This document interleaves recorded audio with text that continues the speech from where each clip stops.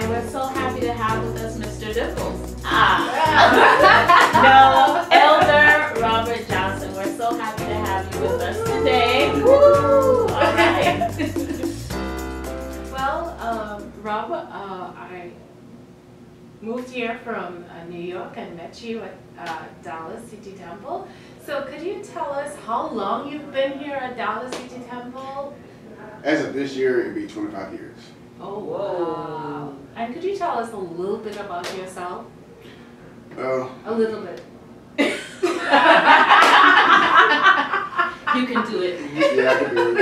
In a nutshell. Well, for starters, been in every ministry, including elder. Love doing stuff outside the church, as you well know, different outreaches. People person. I don't meet no strangers. That's great. So, do you have family members? Or yes, a wife of 24 years, Debbie Johnson, Brittany Johnson, and my new granddaughter, Adriana, and my youngest daughter, Nicole. That's awesome. Wow, I mean, you basically grew up here, came here as a newlywed. Let's just say the fact that when I first moved out here, no kids, a lot of fear, originally from Baton Rouge, and trying to figure out life in the big city. Okay. So we understand that you have a military background. Is that correct? That's correct. All right. Sounds like you're on the witness stand. Now don't get scared. Marines don't get scared. Really? Marines don't get scared. Well, I should know. I have a brother who is also a Marine. You've met him. Matter of fact, I love your brother, Major Wright in the Marines. Yes. Yeah. The one thing about Marine Corps, no matter where you are, there's a brotherhood that extends past fraternity and sorority. And so even while, when I got out, just by wearing the uniform, people like they swarm on you. Oh, hey, how you doing, Marine? How you doing, Marine? But there's an understanding about being a Marine. Oh wow. Okay. So how would you say that being a Marine has impacted your life, and even today? You're a Marine. Yes, I am. The part that's going to stun you is this. I used to be quiet. When I was in high school, yes, I did not like talking at all. Oh, wow. I was a wallflower, and I'm also from a bad neighborhood. The neighborhood I'm from, my mother, my mother's best friend, and a couple other folk made a decision based on where I'm from. I watched my best friend get killed. Wow. And I literally had to make a choice, either stay there or join the service. So since I love the sword, I decided to join the Marine Corps. And it's funny, with that alone, when the visitation about a month back, all the people that knew me on the dead end street are now gone. The older folk. There's only 2 older folk that's still alive. The folk I used to hang out with, half of them are dead. The Marine Corps, let's just say it brought the best out of me, and then some. Sounds more like it made a man out of you. Yeah. The man was already there. It was just defined by the Marine Corps. Nice try. So what would you say is the Marines the best arm of the best branch? The best. The best. They're okay, out of all 5 branches.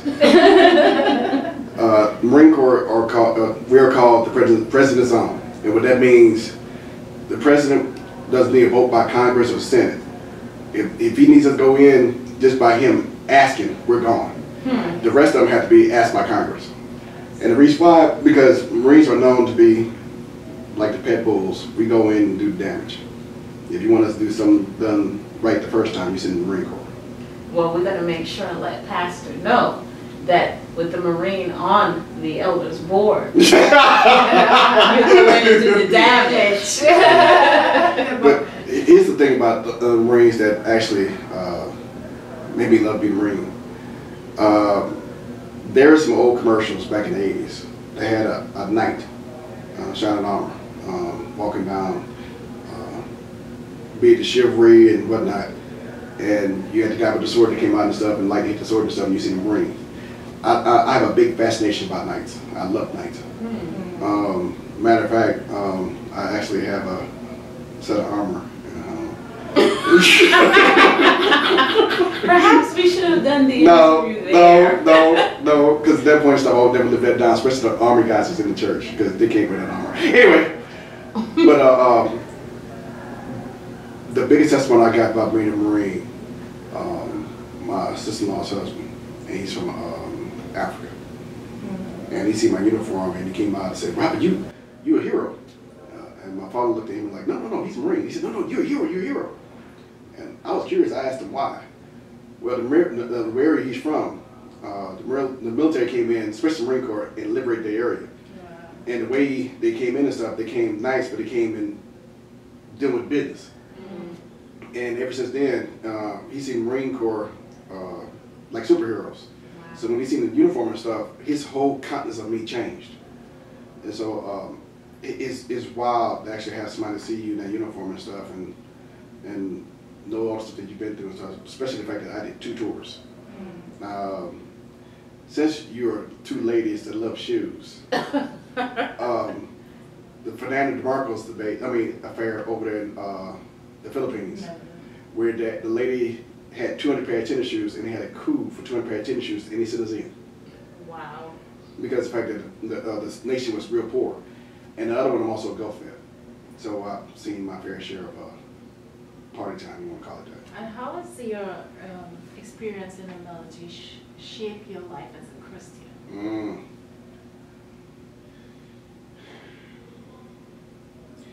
As a Christian, you have 10 commandments. In the military, you have 10 rules. Both of them are simultaneous.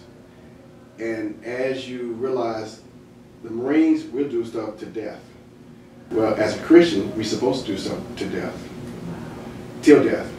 And so, if you ever seen these old movies where you got people in the plane and stuff, and they talk about taking over the plane, and you find out there's a Marine on board, they'll shoot a Marine in a heartbeat. And the reason why, because your main training is hope.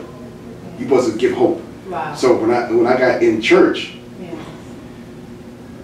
to see people broken and whatnot, and they found out that you're a Marine, you never had somebody that actually was poor in the church and said, you're a Marine?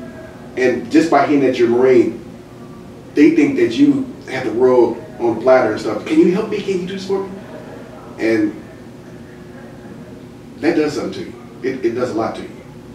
Now, would you say that that's led you to, and you're a part of a very special ministry, and you kind of want to go right into that now.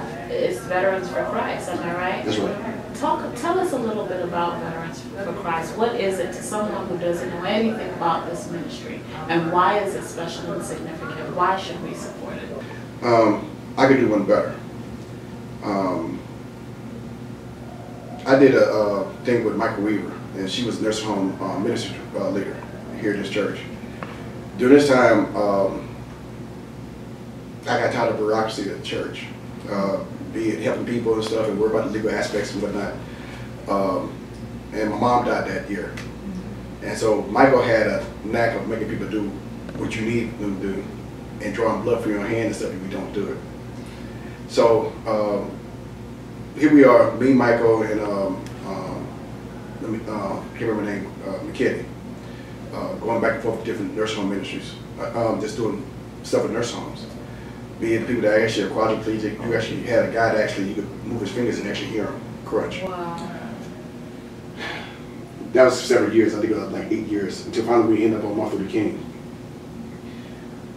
I met a guy that met George H. Bush, President George H. Bush, and couldn't find out he was Army veteran. Well, his family threw him in the nursing home and left him in there. They didn't do anything with him. He could tell you when I didn't show up. Wow. And so during that time, Pastor Alex Morgan was the pastor of this church, and I was begging the church to do something with him. And since he's a quadriplegic, there was some ramifications, be it risk management, that they were worried about because people love suing the churches. And so this went on for a month. We had a 2001 Ford Windstar, and Pastor Morgan said, "You serious about this?" I said, "Yes, sir." He said, you will take the responsibility? I said, yes, sir. I just want to do something for him. Didn't know what he was going to do, just acknowledge him. He died that week. Oh, wow. I'm not done.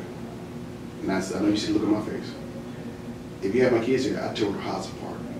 I'm a Marine. I can take it. There was months I would go see him. Matter of fact, the director called me and Michael asking for us to come back over there. I'm like, I'm in trouble. Mike said, it's okay, it's okay. And so we showed back over there. And she said, she gave me a hug, told me that the fact that